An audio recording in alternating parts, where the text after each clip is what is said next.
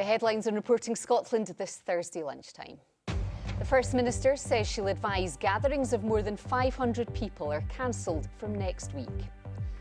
The Alex Salmond trial hears he apologised to a civil servant he's accused of sexually assaulting.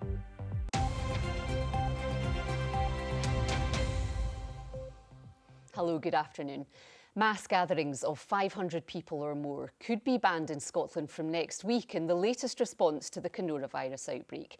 The First Minister, Nicola Sturgeon, told MSPs she was minded to promote this idea at a meeting this afternoon of COBRA, the UK emergency team. I'm joined now by our political editor, Brian Taylor. Brian, why this announcement? The very fluid situation here. We'll get more details this afternoon as events are established, but Nicola Sturgeon certainly indicated the direction of travel. First of all, she indicated it was likely when the figures were confirmed this afternoon there would be a sharp rise in the number of coronavirus cases in Scotland. She also signalled that she was personally in favour and she was minded, following consultation, to ban mass gatherings of more than 500 people from next week, not because the gatherings themselves were hazardous, but because they placed a tremendous strain upon the emergency services, the police and the ambulance, whose work was needed elsewhere. Here's Nicola Sturgeon.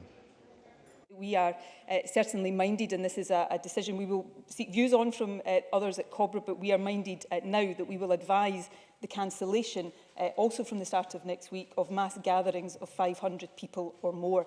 And that is principally to protect the resilience of our frontline workers.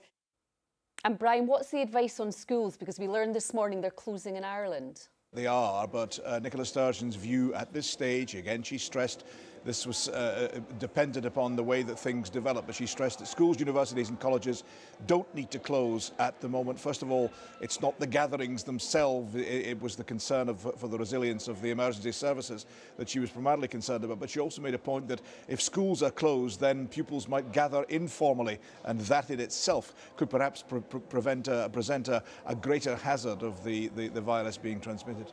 Thanks, Brian.